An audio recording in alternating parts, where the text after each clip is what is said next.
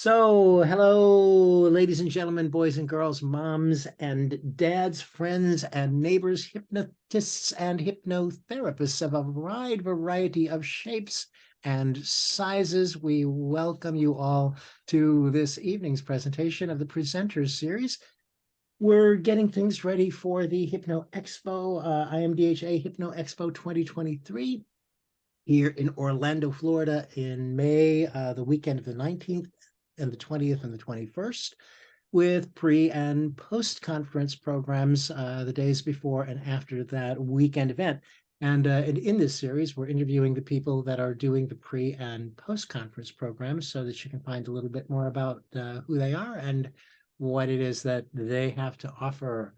So my co-host is, by the way, Karen Han. So Karen, how are you this evening? I'm great, Michael. Thank you for asking. And you? I'm doing wonderful. I am here in Orlando, Florida, actually. So I can tell you that nature is doing what it needs to do. The amaryllises are opening in my backyard. It is, beautiful, beautiful weather coming ahead. So by the time you all get here for the conference, everything will be perfect. I can hardly wait. Being from Chicago, I really look forward to Orlando as often as possible during those winter months. One of these days, no bird I can be. We'll see. We've got a great presenter series coming up tonight, and I'm really delighted to present our first guest. You're ready for that, are you not, Michael? Do you have announcements that you want to make ahead of time, or we're ready to I proceed? think that's just it. The only announcement we have to make is that the Hypno Expo is coming up May 19th, 20th, and 21st. And everything else that we say this evening is predicated upon that notion and should further ingrain that idea into the consciousness of our viewers. But before we get to the conference, we do have some pre-conference events. Of course, the conference is the 19th, 20th, and 21st, but we have a few folks, some of us showing up a bit early to offer some pre-conference training. And among the pre-conference trainers will be Will Horton. A friend of mine, I got to tell you about Will, a licensed psychologist, is considered by some to be one of the world's leading experts in using NLP and hypnosis in the treatment of addictions and in the treatment of many other things. In the performing arts, he's treated tens of thousands in addictions, and he's helped clients, really countless clients, in performing tasks and other things. And if I don't lose my place in here, I'll do better. But let me find my place again and tell you more about Will. He works with performers. He is a performer. He's an actor. He is the go-to guy for professionals with these problems. And he brings 35 years of experience and constant research to help people. He's called the Cowboy Doc, not just for his horses and his cowboy hats, although you will find him in those as well. It's because of his attitude of never stopping and trying to help others. And before the conference, Will's going to have a 2-day workshop on intro into waking covert NLP training. And covert NLP is just so cool. Will, what's going to happen in the 2 days worth of training? Come join us and tell us about covert hypnosis. Now, let me warn you, be aware that you may be hypnotized without even knowing that it's happening to you. Listen carefully to every single word he says. It's all yours now, Will. All right. Well, I'd like to thank everyone. Thank you for showing up. I'm always honored. We were talking a little bit before as we got started, and I'm one of the graybeards in our world now, if you want to call me an old timer. Of course, all you got to do to be an old timer is hang around, stay in the field, and don't die. And eventually you'll be one of the ones that make it. And so, I've been doing this since the early 1980s. I was, getting involved in NLP when it was very, very new. I guess if you wanted to look at the lineage, I'm considered second generation. But I trained with Bandler, Grinder, David Gordon. A lot of the guys I trained with, they're either dead now or they've retired. Bandler's still cooking, and so is Grinder. So I've had the pleasure of being around this. And I've been teaching it at hypnosis conferences since the mid to late 80s, right? Now, what's interesting, and it's going to tie it into doing the covert or, doing waking NLP as opposed to, if you want to say traditional, because it makes it kind of cool. When I look at this, and when I came into this, it was kind of interesting. Very few people are still around that remember this. But in the early 80s, the hypnosis community and the NLP, yes, I speak for a living, thank you very much. The NLP community did not like each other at all. There was no communication. The NLP people did not like the hypnotists, called them charlatans and fakes. And the hypnotists said, well, what, you guys aren't really doing anything new, and it just went back and forth. So I was lucky enough to be and how I got into doing this was, I went to a hypnosis conference, a couple of them, and people asked me, they go, well, if you're into this NLP, would you teach it? Because nobody was teaching it at the hypnosis conference, right? So I succeeded by default. Sometimes you're just in the right place at the right time, and so there was that. So I was like, well, yeah, I understood it. But what was also interesting on the flip side, because I'd been around hypnosis when I was taking the NLP, and, they would teach the hypnosis in the NLP way, right? Which is basically crappy hypnosis, very bad Ericksonian style hypnosis, if you want my opinion. And they're like, it takes 20 minutes to get somebody in a trance. I remember being at this thing and the person's up there and I'm sitting there, I raise my hand and I go, I don't know, you should be able to get somnambulism in 3 to 5 minutes if you know what you're doing, right? Because I'd been through that protocol. And they're like, so I had a different viewpoint from both sides, right? But again, they didn't talk. But what was interesting, and one of the reasons I wanted to do it this way this year is like waking is in the old days, almost all the NLP techniques were done just very conversationally. It wasn't take a deep breath, close your eyes, then do the technique. I do it that way. And I think that was the merge of the hypnosis and the NLP that now everybody's used to. Michael's been around a long time, Karen's been around a while, but now it's kind of merged, right? But back in the day, it was different. And NLP went out of its way not to say, well, we're not doing hypnosis.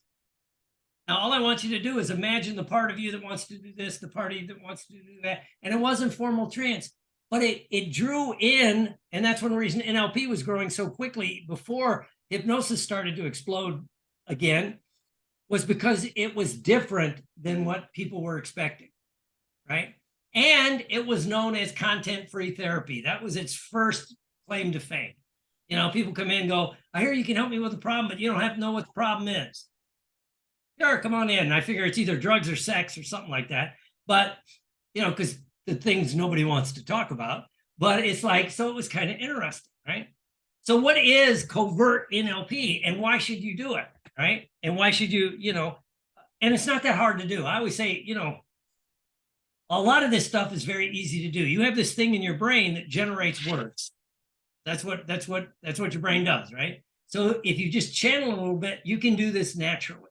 And so like it makes your world so much easier. When I was running my clinics and I would train people and I kind of got away from it, but that's why I want to bring it back, which is all your work is done before you say, Karen, sit down, take a deep breath. Now we're going to do the hypnosis, which you came to Suncoast Hypnosis for. Because I tried marketing an NLP center. Nobody knew what the hell it was outside of the, unless you were a Tony Robbins fan, nobody knew. But I could run Suncoast Hypnosis and the phone would ring, right? So it's like, well, I always go for the, low-hanging fruit. So, but people expected to be hypnotized, right? That's what they expected. Even though I could do the change work before we got to that point, it made the sessions go smoother, faster, more fun. And then we got to hypnosis. It was like doing like a Dave Ellman or a rapid induction, do some condensers, put it in a nice little bow, send them on their way. They were happy. I was happy. The check cleared. Let's, next client. Tough crowd. I'm here till Thursday. Tell your friends. So what is waking hypnosis? And you combine it with waking NLP or covert, right? And again, our clients give it to us all the time. When they walk in, they're telling us, if you gather the information the right way, when you first start your interaction, because when does the hypnosis and the NLP start? In your first communication, whether they read your ad now online, used to be newspapers, right? Or your radio ad, now it's usually online, but their first response with you, right? Is it hypnotic? Are you loading it with the NLP kind of a leverage that the NLP gives you? I read a really good, and it was a good post someone wrote. It was about part of you really wants to give up this habit, but part of you is afraid that you can't do it. Does this relate to you? Do you know what it's like when you look to the future? You don't know if you can look back today and wonder if you could get rid of that problem. Well, I have the answer for you. I'm reading this. I go, this guy is good. Or lady, I forget what the ad was. I don't remember what it was for, but I'm like, this is laid out beautifully, right? Part of you wants to make this change. Is that not most of our clients, right? I mean, but part of them fights it. If they didn't, why are they calling Michael, right? Or Barb, or, Juliana, or Mary. Hey, Mary Beth, haven't seen you for a while. It's like, why are they calling? It's because something's stopping them. Now we know that it's their subconscious mind, or it's a deep set belief, or it's a value attitude kind of thing on the back. It's a program running in the background that we can change. And there's a lot of ways to change it. Well, why not do that just conversationally? So what I'm going to do during the thing is take the top 6 or 7 techniques and show you how to do them just conversationally. Mm-hmm. It's not that hard, right? I always teach people, if they're going to be a speaker, right? You can do it conversationally. You can elicit the states you want in people, right? You can elicit the state you want. You can anchor it where you want, to use the NLP terminology, right? And then you can motivate them to take action based on those 2 things. And you can do it without formally saying, take a deep breath, let's do this technique, right? That reminds me of a story. And story is, most people want to have more power, control, and focus. When you look to the future, you want to be that person you want to be in the future. What's kind of interesting? All the research is pointing out true change starts by imagining a better future self. It's not looking back on the past. I hate to break it to all the regressionists. It's not revisiting the past. It's creating a more compelling future, right? If you do not have a compelling future, I love it. A friend of mine puts it this way. If you don't create a compelling future, the universe wants its parts back, right? It's going to reclaim you. You're recyclable. That's, so it wants its part back. So, but if you create a positive future, right, then, it's going to pull you towards it. And it irregardless of what happened in the past, right? The past, you create the past by where you are right now. Right? We think the past creates where we are, but we create the past wherever we happen to be, right? Have you ever had one of those instantaneous experiences where you get some information and something you just absolutely fundamentally believed when you were a kid or a young adult, now you go, that was wrong. Right. I was wrong. Maybe you found out something your dad or your mom or somebody did, and now you look back and go, wow, I didn't know that, right? And it shifts everything. Right. But it was you in the present that changed how you saw the past, not the other way around. Right. And so that's what we can do with this. Sometimes we focus too much on the past. And that's one reason I don't practice clinical psychology. I don't like regurgitating the past. It doesn't really serve me well. It drives me nuts. Right. In my own life or with my clients, you have to acknowledge it. And if there's trauma in there, you have to clear out the trauma. And what we know now about trauma, by the way, is the true trauma that you can't get rid of is locked in your physiology. It's not locked in your head. That's another story. But going back to the NLP, so you want to, create that compelling future. If you have that compelling future, it'll change how you think about things at the moment, right? And you can do some different things, And if you want to have more power and control and focus, let's say, and you want to be a better public speaker. We got a lot of people that speak at conferences and seminars. And if you don't do that at the conferences or seminars, you might speak at the Rotaries and the business clubs, right? Why not step into the perfect state that you could do that, right? And why not take a shortcut? You know, if you've taken speaking classes or like Toastmasters, they teach you, you know, how to establish credibility and how to do all this wonderful stuff, you know, to get the audience in the mood. What if you could bypass that? Now, I think you can, because I've seen it happen, right? And it's eliciting the proper state in the people that you're talking to, right? When they're in the proper mood, then you can take that mood and take it where you want, you know? And it's like this. It reminds me, one time I was talking to some people, and I said to them, and if you choose to, you can just follow along with me, right? If you think about like some information you got, maybe you read a book, maybe you took a seminar, maybe you were at a Tony Robbins event when you weren't jumping off the chairs and doing that stuff, but something happened, you went, whoa, could have been your first NLP course or your first hypnosis course, or most of us got in this field because we had to change work on our own lives. We stopped smoking, we quit, in my case, quit drinking, do some other things, and we got that. So if you could think about right now, not in the past, but bring that feeling into right now, what it was like to get that boom kind of moment, right? And when you think about that, right, you have that feeling in your head and in your body, and then think about somebody, because this is really cool, who taught you that? Who was the facilitator of that information coming to you? Maybe it's somebody you greatly respect and admire, right? Maybe it's an authority figure, maybe it's somebody from your past, whatever it was, but you greatly respect and admire that person. When you think about that person now, even though it might have happened years and years and years ago, when you think about that person now, it makes you feel good in the present, does it not? Right? So if you think about that person and you hang on to those feelings of, wow, this thing really blew my mind, it's awe-inspiring, and then you get that image of that person that you greatly respect and admire. If you bring all that together and you take a deep breath, and bam, suddenly all of it comes to you right now, right? And you begin to take those feelings and put them where they need to be.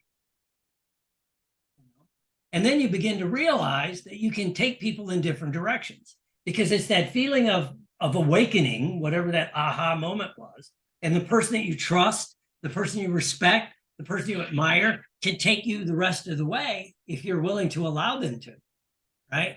And so that is some of the cool stuff, because you know what stops us is that part of us really wants to take the leap of faith, right? It's kind of interesting when I talk about this real quick. My wife still does trapeze. She was a showgirl on Ringling and a performer on Ringling. That's why we live on the Gulf Coast of Florida.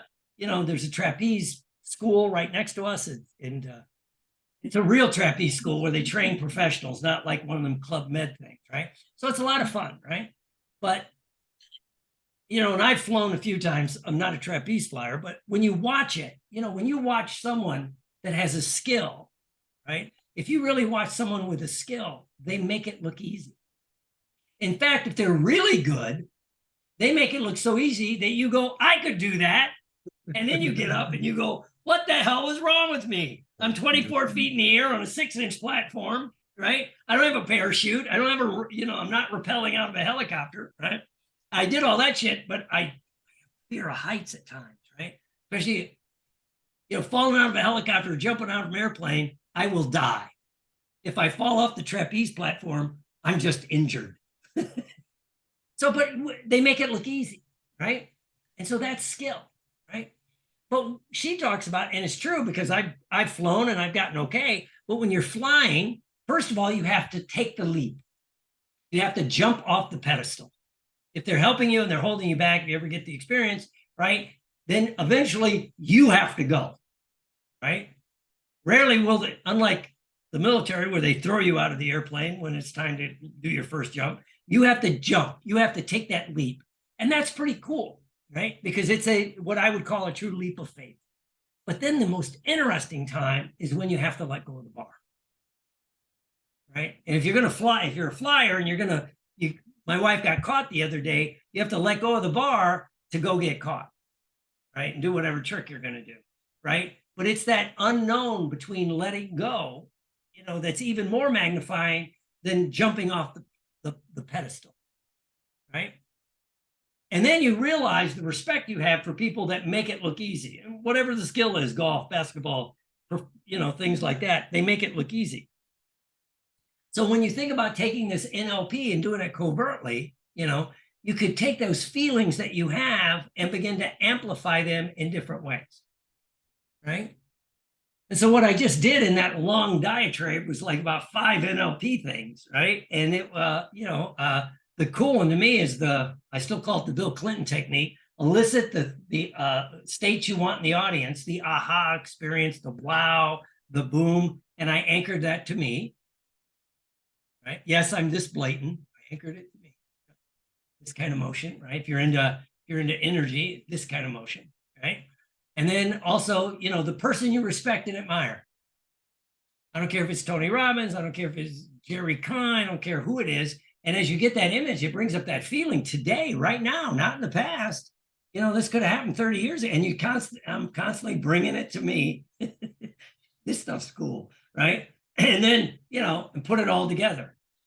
And then I tagged it in. If I want you to take action, I told a story, which, if you look at Ericksonian hypnosis, all it is stories. I don't know why people make it hard, but it's stories with the techniques embedded. It's like tell a real life story. And I know that one from flying on the trapeze, right? It's like, you got to go. You got to eventually, you could think about it. Thinking about it's not doing it, right? How many of you, and I'll close with a technique called leveraging the power of regret, right? Which is the one thing I found, I don't know if anybody else can relate to this. The more mature I get, it's the things I didn't do that I regret the most, right? Whatever it happened to be. Moving to Florida 10 years before, I could have moved down here when my daughter waited until she graduated. We could have came down earlier. I wish I would have. So I have that regret, right? Maybe starting my practice, doing some other stuff. I mean, there's things we regret, right? Staying more active in the film side of acting when I was younger. So, it's that bad feeling you get today, even though that, again, was in the past, right? And you know what? I don't want you to regret in the future not making that decision today of maybe deciding, taking a class that will stretch your mind. And my takeaway promise, and some of you have been in my classes, I always say, bring some problems in your life you'd like to fix. Because the best place to fix them is when you're in training. The best psychotherapy work I ever saw people do was in their residencies, right? My friend that's a medical doctor goes, the best place to get medical treatment is in a teaching hospital. Because everybody's on their game, and here's another one. Usually the people that teach at that level are pretty good. So that's kind of like, that's how you do the covert, once you see it, if I break it down, if you're amused to it, you go, it's not that covert, right? But again, only 1% of the world's population has any clue what we do as hypnotists and NLPers, right? If we want to think about this, the most famous change coach in the world is Tony Robbins. Would we all agree with that? Whether you like him or not, it's irrelevant. I kind of like him. I think he's funny, right? But he's the most famous in the world. If you ask 100 people in the streets, how many people you think know who he is? Outside of our world. Maybe 2%, if that, because he hasn't had a TV show in years. He's not on that circuit he used to do. He's not doing the infomercials, unless you're in our world, it's that niche fame that we have now because of the internet, So, if that's true, so if you're doing these things, because people see me do them and they go, you really do that? And I go, yeah, I do it all the time, because my future self is looking back on me today, encouraging me to take more chances, right? Because we don't know when this ride's going to end, but it's going to end, right? And so I don't want to, jump off the current plane I'm on with business left unsaid. So that's kind of what I'm going to be teaching. It's going to be a lot of fun. We're going to learn some waking hypnosis techniques tied into the classic NLP techniques, which are really, again, the way I was originally taught them in the early 80s was without trance. So it's kind of like reminds me of the martial arts, going back to basics to improve where you are today. Yeah. That's a little bit. And, I shouldn't have had the second cup of coffee before I teach. But it was a great ride, actually. Will, was. thanks a lot. Um, well, you know, obviously, and he was transparent as he could be, and at the same time wasn't when he didn't need to be. It's lovely stuff. I think uh, communication really is an art, and I think the only reason that we ever talk to anybody is to influence them in some way. Otherwise, why have we even opened our mouths? So my sense is that whenever we're engaged in conversation, we're up to something. I think one of the things that Will's talking about is we've actually got some insight in how to sort of be aware of what it is that you're up to and make it happen. So this is exciting, Will. I'm looking forward to your program and I hope that folks will sign up and have a great time with Will Horton at the Hypno Expo 2023. It's good stuff. And you're fun to watch too. Yeah. It's Yeah. all very entertaining. The stories are entertaining and watching you do it. It's all very entertaining. Thank you, Will. Admittedly, Will, I did send Karen a little message while you were talking, and I just said the Energizer Bunny. I thought it's really nice to know. And whether it was coffee or whatever it is, well, you're always great fun and a pleasure to listen to. So thanks so much. thank you. And so here we are at just about at our halfway point. We've actually got another minute or so. Kevin, do you have, or I mean, sorry, Will, rather, do you have anything coming up that you would like to let people know about? Just if people want, on Wednesdays at noon, I do a thing called NLP Today, where it's open to anybody. Just get a hold of me and I'll give you the link. And I teach a technique or talk about a technique, or someone else. It's not just me. And then usually the group hangs around after that. And it's like a discussion, trying to create a different community. Because especially those of us that have private practices or you're a trainer, you're kind of by yourself. You don't get that community feeling. So it's kind of like, and we do that every Wednesday at 12 noon Eastern. It's a Zoom call. And then you go to NFNLP Facebook group, we post it there. NLP and Will, your email address, Will? The easiest is Dr. Will Horton, DrWillHorton @gmail.com. All right. So there you go, ladies and gentlemen. Anything more for Will?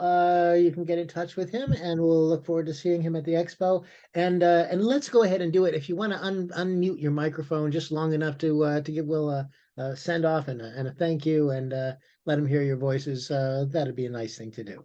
That's great, Will, as always. Appreciate it. Have a Thank you, Dr. Val. Thank you, Will. Yeah. Thank you. Okay. All right. Okay, so we're moving on now to the second half of our program this evening, and I'm really happy to be doing this introduction only because the next presenter is a friend of mine from, well, I mentioned you know that Will I've known for 20 some years now, and the next well, her name is Patricia Scott. I think you probably already know that, is somebody that I've known for at least that long. And met her. I remember the moment at a conference of the Newport Beach. What's that organization? The American Board of Hypnotherapy, Newport Beach, California, and I hope you don't mind me telling the story, but this young lady was it was the first hypnosis conference that I had gone to out there, and this young lady was sitting in the lounge with her hair teased out beautifully and appropriately for the day, and a little bit of my memory. She says it's not quite this way, but my memory is it was a little bit of leather and a little bit of lace. Somehow I thought that I had seen Stevie Nicks, and so I had to sit down next to her at the bar, and we had a lovely conversation that's just turned into a great friendship. Patty moved out to Florida here not too long after I did, and we had the occasion to do many seminars and training programs and stuff together. It was just such a wonderful time, and I'm still looking to do some more of that with you, Ms. Scott. So I don't know what else I can tell you about her other than I love her, and that's where that's where it comes from here. And I think she's got so much to offer. So tell us, Patty, about your program, and welcome to the show here. Thank you, Michael and Karen. Michael, I love you so much. I have dreams about you. I mean, what more can I say? He was singing to me in my dream a couple nights ago. It I gets think really that's the whole interesting. show some night. It gets interesting. But the pre-conference class that I'm going to do this year is only going to be a one day. It's on Thursday, May 18th, and it's medical hypnotherapy specialty training. You get just a certificate of completion for it. And it's the beginning piece of an entire training that I put together several years ago that is for hypnotists, people that are, already trained, that love to help people and would like to get more into working with more clinical and medical issues.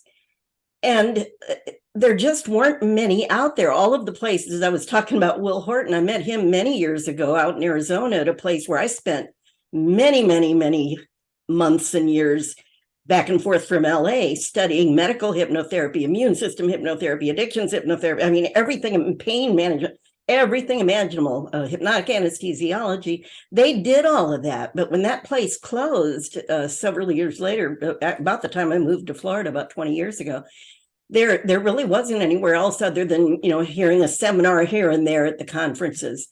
And I really saw the need. And when Robert Otto took over the International Medical and Dental Group, I said, we've got to have at least a beginning point for people to realize that they're already doing this. First of all, if you're doing hypnosis, you're already affecting the physical. Yes, we all know that.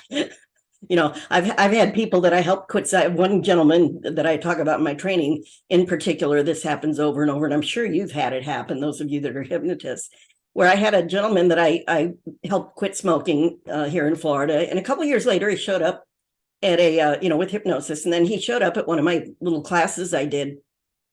And he said, I've been wanting to call you ever since. It was like a year and a half later or something like that. And I said, oh, so you finally showed up. He says, yeah, I've been meaning to talk to you because, you helped me and I quit smoking with you and it's been great and everything. But what I didn't tell you, and I didn't think about it until a couple of weeks and then a month later, was that I used to get migraine headaches at least a couple times a week for years and years and years. And he said, after I quit smoking with you, I haven't had a migraine headache since. And this was, a year or two later. And so we are, when we work with people doing change work, we are changing something at the core of that person. We are changing something about their identity. And if it's medical issues, definitely affect how that person thinks about themselves.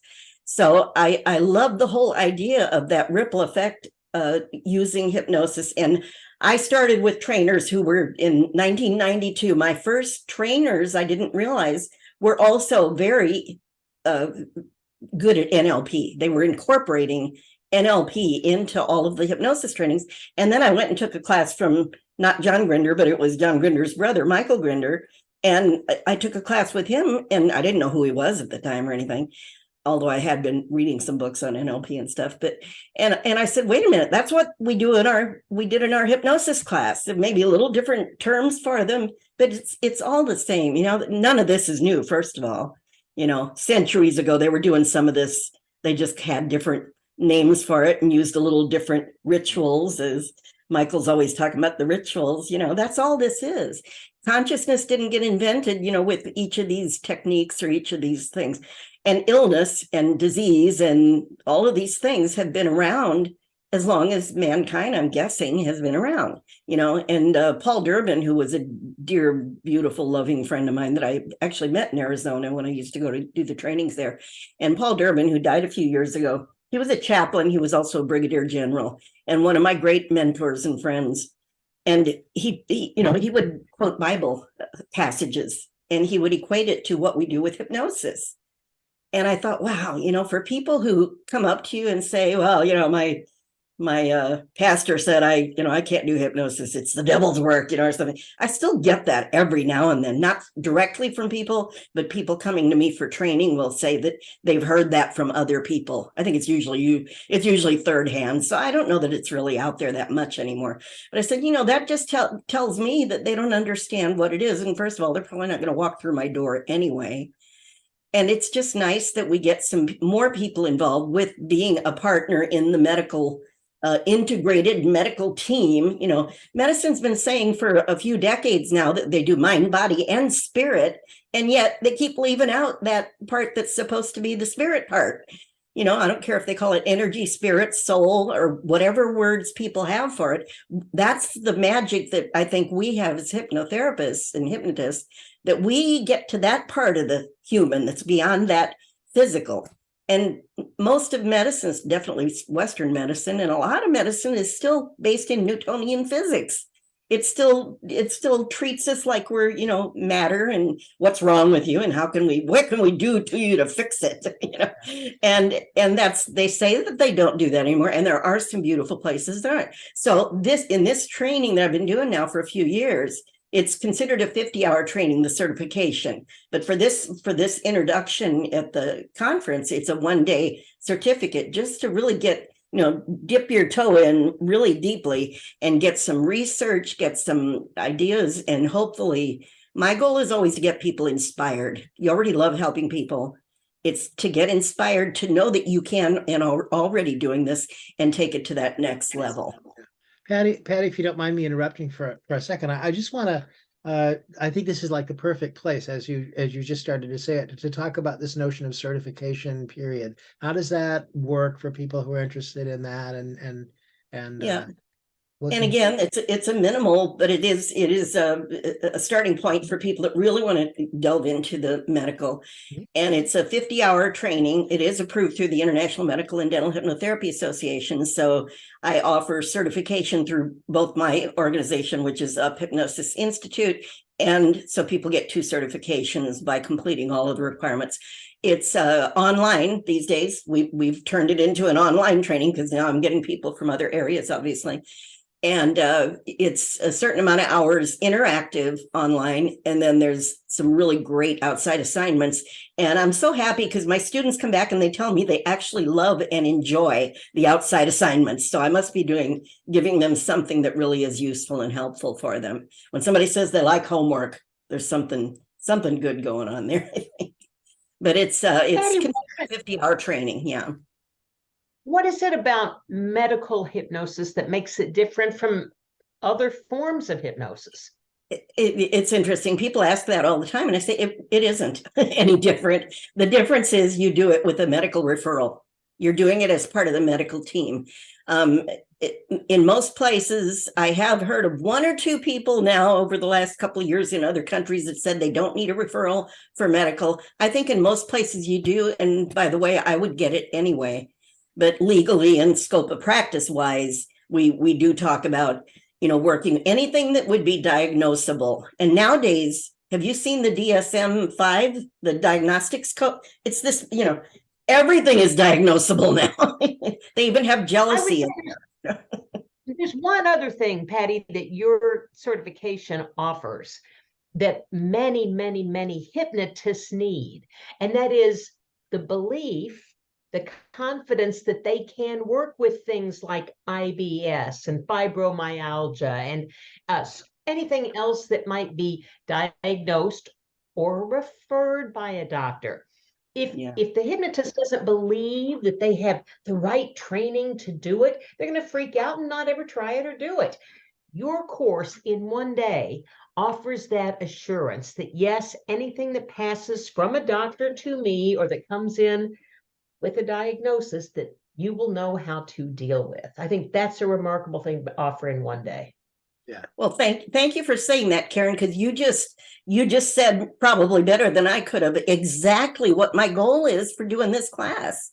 Because I started the medical right at the beginning of my hypnosis career back in 1992. I ended up in Arizona with some wonderful teachers who aren't around anymore and an organization that's not around anymore. And like I said, there just aren't enough places. And that gave me the confidence. And that's exactly what I want to pass on to people, is to get them to feel comfortable and to know that, like I said, they're already doing this work.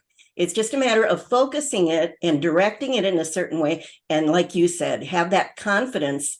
And there's nothing more fulfilling. And, you know, the greatest thing about having a medical referral is by the time they come in our door, they're usually pretty desperate. I hate to say it, but they're usually pretty desperate. We're not going to be the first person, obviously. We've already got credibility with that referral from their medical doctor or their whoever the referring practitioner is. And by coming to us, the big major difference that we can do is they're actually going to walk out of our office feeling better than when they walked in. Now, how many medical professionals can say that? You usually don't walk out feeling better than when you went there. And plus, you're all stressed out when you go. So we have the amazing ability with even some of the simplest skills that we can do to help that person to shift into a place of feeling like, oh my gosh, maybe there's some hope here. Maybe I really do have a little more control over my destiny with this condition, disease, syndrome, whatever they've been stamped with, you know, the box they've been put in. And we can blast them out of that box and show them possibilities. And that's, to me, a gift we all have as hypnotists. And that's exactly at the end of that one-day training. That's what I hope people just go, wow, you know, I'm going to start marketing to doctors. I'm going to start talking to people and let them know that I can help them with these things. And learn from everybody. Learn from everybody. That's what I do. I'm a perpetual I don't know student. if you touch on it. I'm sorry. No, I just said I'm a perpetual student. I don't know if you touch on it in the training, but I believe it to be true. And this is what your students will take home with them, I think, is if you let a doctor, primary care physician as an example, know that you can help somebody quit smoking, know that you can help somebody with IBS, know that you can help somebody with fibromyalgia. If you let them just know you can help somebody with weight loss. If you just let them know those 4 things, you pass that around maybe to a pulmonologist and some other doctors around. If you just let them know that, they're going to refer people to you because they don't have drugs that can cure those things. Yeah. They can prescribe Not just those things. There's a lot more, of course, that you know. Yeah. Those things in general that a lot of people complain about and have. Doctors want to get rid of those patients to make room for other patients. Right. And that's where we can really help them. We can make the doctor look good. And doctors like it when you make them look good, you know, and that's why part of the training is about scope of practice, how to communicate with the medical professionals. And you never want to step on their toes, make it seem like, you know, they're the smartest person in the world for sending them to you. Yeah. But it's really amazing to get into working with some of the more serious illnesses that a lot of people are afraid to touch on, and we all can help them. We all can help. That's funny. Just to add to that conversation, is the very first client when I moved to Florida. So whatever, about 27 years ago now, I guess. So when I first got here, the first client that I had in Florida was a medical doctor that was having anxiety, a surgeon that was having anxiety attacks in the operating room. Oh, wow. Yeah. So and to be honest, I don't even really know how it is that he found me, but weirdly enough, you know, we got together, and like I said, the first person that I worked with, and he was a woman's doctor, and he started referring patients to me and clients to me, and started telling other doctors about me, and built, you know, really was the foundation that got my practice going when you're really trying to get things started, time that I needed it the most. You know, it was that one medical connection that made all the difference. So so I really encourage it, and I love that, Patty, about your program, because I think a lot of times students learn a whole bunch of stuff that they can do, but there's just that one little piece about, I don't really know how to connect with doctors, or I don't know how to, or whatever it is. So I love that. I love that that's a part of your program. Is there any prerequisite? I assume that the people in your program have to be hypnotherapists already. Is that, or certified? Yeah, for the certification training, yes. They have to have at least 200 hours prior training in order to get the certifications. For the one-day training at the conference, if someone thinks they know enough about hypnosis, they're interested in the medical, dive in. That would be my advice too, because like I said, I started it right at the beginning, more to support someone that I was going with who had a illness, and I just fell in love with it, and I realized we really can help people with so many things. And the new sciences and the research that's being done by psychoneuroimmunology and the epigenetics and all these different things that are out there now, it's much easier these days to get some really good, solid science and research and studies, to bring to the awareness of not just the client to help with their belief systems, but also when you're discussing with medical professionals that we don't have to learn medicine or the DSM codes or any of that, thank goodness, because I wouldn't do that anyway. But we can know just enough about what is corroborating what we do and why it is different, why we do tap into a different aspect of that patient, of the doctor, my client, his patient or her patient, that we have the ability to tap into a part of them that is the part that is striving for order and balance and harmony, right? That's the natural state of the human organism, is toward those things. And we can help to get rid of those things like fears. Fear is the main thing. When they're referred by a doctor, they're walking in the door with fear, even if they don't act like it, or maybe they don't even want to admit it to themselves. When a doctor says you have this and this is why you have it, and all these, they've got all these things, and here's the prognosis, there's a fear. And like I said, it starts to become, it takes on a whole life of its own with that person by the time we see them usually. And we can help them to start shifting some of their little belief systems and getting rid of some of those fears and show them where they have the power. Because we always talk about hypnosis is empowering, because it's about outcomes, it's about results, and it's about getting it from within the client. It's not I'm not going to do anything to you. I tell my clients, I say, I'm going to show you how to do this for yourself, because we all have the ability. And the better we do it, by the way, as hypnotists, hopefully you're working on yourselves. The only reason I'm a hypnotist today is because I cured a back injury when I was 19 years old. Took me 20 years to get into hypnosis after that. But, it was longer than that actually. But 19 years old, I had a back injury. I was supposed to not be able to do a whole lot of things that I ended up doing, and 10 times more. And it's because I walked out of the doctor's office and all those limiting things. And I'm sure a lot of you came to this field for the same reason. And there were other things I did just on pure instinct, and started working with my mind and reading books and studying and doing meditation, whatever, and led me to this field.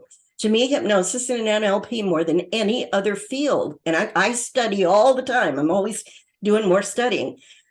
More than any other fields, hypnosis and NLP have zeroed in. I feel like they've really honed in on how we function. Mm-hmm. How we function. The client with a disease or condition, a diagnosis that walks in, is already in a deep hypnotic trance, a walking trance. And like Milton Erickson used to say, we're just going to help them find a better trance, one that supports health and well-being and confidence and feeling good, and feeling like there's, like I have some kind of a part to play in my destiny, like Will Horton was talking about. I can see myself out there looking back and telling myself, hey, come this way. That's what happened to me with my back injury. And I ended up dancing. I was an actor too, me and Will. They put us on the same time slot, darn it. I like Will. But, we're all actors. So if you're not confident yet, it's nice to pretend. We all knew how to pretend as kids. We just happened to do it. Me and Will were doing it professionally. So, but the idea of helping your client, if you care about your client, they feel that, and that's really all you need, is to keep getting out of your own head and remember that person in front of you is the important one in the room, and that you have the skills. You always, right in that moment, you have the skills to help that person. We all do. If you had, even before you learned hypnosis, I bet if you had a friend who was kind of depressed and they called you on the phone and they were kind of down and out, I bet you could go over to their house and cheer them up and make them feel better. And you didn't have to go to a hypnosis class or an NLP class. And I'll bet you did some things that when you learned NLP or hypnosis that you said, wow, that sounds kind of like what I did with my friend back before I learned this stuff. It's just, this is about finessing the language. I keep saying, learning, we're communicators as hypnotists. We're talking to the unconscious part of the mind. And I always talk in my classes about subtext. That comes from the acting world, but it's the meaning behind the words and even the behaviors and the nonverbals. There's little clues that come out. And my particular goal is, and challenge for myself, is keep finding ways that I can teach other people how to hear it, how to see it, how to detect those clues that are screaming out of that client and saying, here's what I need, here's what they need, go this way, go that way, say these words.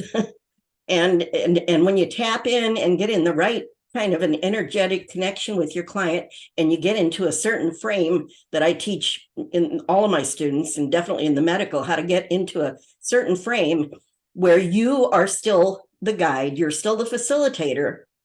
People say, well, I have empathy, I connect and I'm so empathetic, but a lot of people mistake empathy with them feeling bad with the person or letting that person's emotions connect with them. You've got to still be the guide. You still got to be the person with the skill to help them to pull themselves out of that dark place that they have found, they've gotten into. So to me, it's part about learning how to be with a client.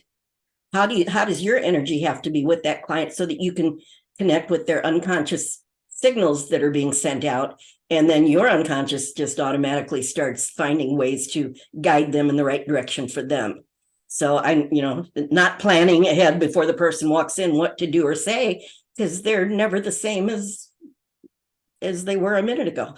Where are they right now? I always say right now, moving forward, what do you need right now to be the person to have the best result here? I'll bet, Patty, that you're going to talk about that a little bit in your talk on Sunday morning as well. You're doing What am I talking about? I forgot I was doing one. I looked it up. Pre-talk is a catalyst for change. Pre-talk. Oh, the pre-talk. And thank you for saying that, because I made a note when Will was talking again.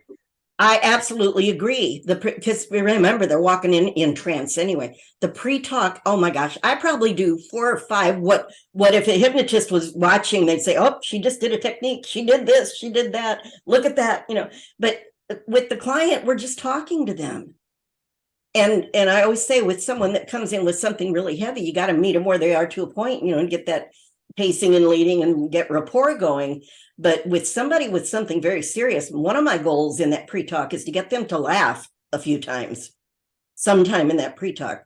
But I feel like I get sometimes 95% of the work done before I ever do the formal hypnotic induction, the ritual.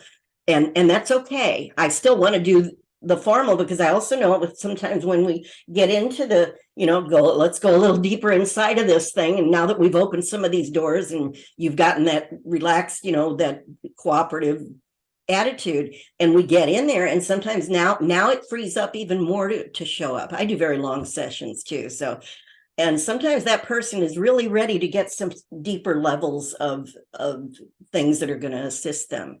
So I figure whatever they're waiting for that day, I'm going to go until we're done. I do sometimes 2.5 hour sessions.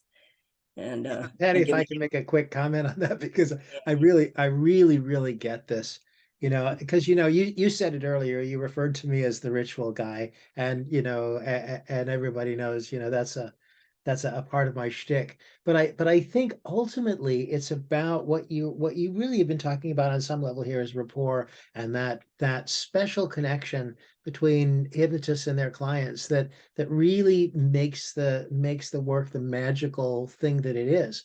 And a part of what makes that magical as a hypnotist is that you honor your client's experience when you do some kind of ritual, if you will, however it is that you want to think about it, that's appropriate to the way that they think about their issue. To say to somebody who really needs this richness, well, oh yeah, this is a simple thing. We can do this with hypnosis. Let me just give you a suggestion and we'll take care of it. That's, for some people, that's just not going to get the permission that you need to be able to do the work. Yeah. And I do. It's funny you said that, what you said, Michael, because I don't think of you as a ritual person. I think of the phrase that I associate with you, that wasn't you that said it, about that hypnosis is a ritual and congruity. Ever since I heard you say that the first time, I said, that's right. And with clients now, I feel like more the formal, if you want to call it the formal, when I'm going to start the induction, turn the music on, or whatever that ritual is. I'm doing it these days more conversational, and I'm doing it in order to teach them. Now, when you do this at home, here's what you can do. Here's how you can adapt this and do it for yourself. So it's more like educating them in how to do self-hypnosis. Lovely. Well, this is going to be great, you guys. We can't be everywhere at once. Darn. What the heck are we going to do? I'm going to be in a class. You're going to be in a class, and Will is going to be in a class, and Karen is going to be overlapping with Will, I think. And Patty. Oh, and Both. that's See? right. Oh, they do that to me. I can't go to see the people I want to see. Oh, well. And the lovely thing is, just think that the folks that go to the DoubleTree Hotel for the Orlando HypnoExpo in 2023 will have to make a tough decision between which one of us do they want to spend my time with. Aww. Aww. So, But that's why we do the presenter series, so you can get a taste, and that'll help you make up your mind about where you want to spend that extra time. so Penny, do you got anything coming up you want to let people know about? Oh my goodness, I've got so many things coming up. It's more than I can mention, but I do a free webinar. I guess you call it a webinar. It's a Zoom thing for an hour. Once a month. It's a free, and I've been doing this for a few years now. I've got a bunch of them out on YouTube, and it's a different topic every month. Just, we have a lot of fun and do things. I've got an NLP 2-day training coming up pretty soon, in a couple months. And uphypnosis.com is my website.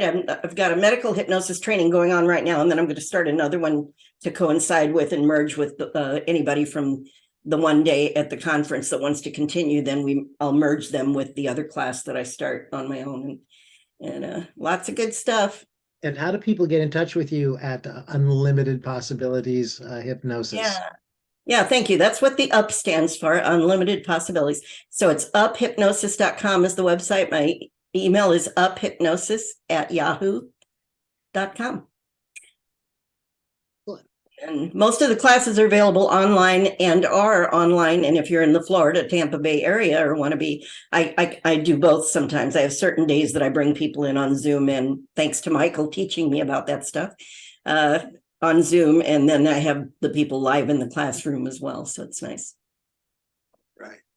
Okay, well, ladies and gentlemen, boys and girls, moms and dads, the whole group of you, moving to mastery, IACT IMDHA HypnoExpo 2023, May 19th through the 21st in Orlando, Florida, with pre and post conference programs from all of these lovely people that we've been spending our time with. We're going to be back here next week as well. So do tune in 1 week from now for yet another lovely event, a lovely evening. Oh, you've got to forgive me. We're going to be talking with Peter Blum, by the way. So that's Peter Blum, yes. That's really going to be an interesting evening. So for those of you who don't know him, Hypnotist of the Year, right? Hypnosis Hall of Fame, rather. Hypnosis Hall of Fame, that's right. So yes. So join us right. next week. Well, so y'all can open up your microphones if you would like to wish Patty well and to thank her for her time with us. I want to thank all of you for being here. Thank you. Else. Thank you, Patty. Thank you so much, Patty. Thank you, Patty. See you next week. See you in Orlando. All right. See you all in a week. See ya. See you.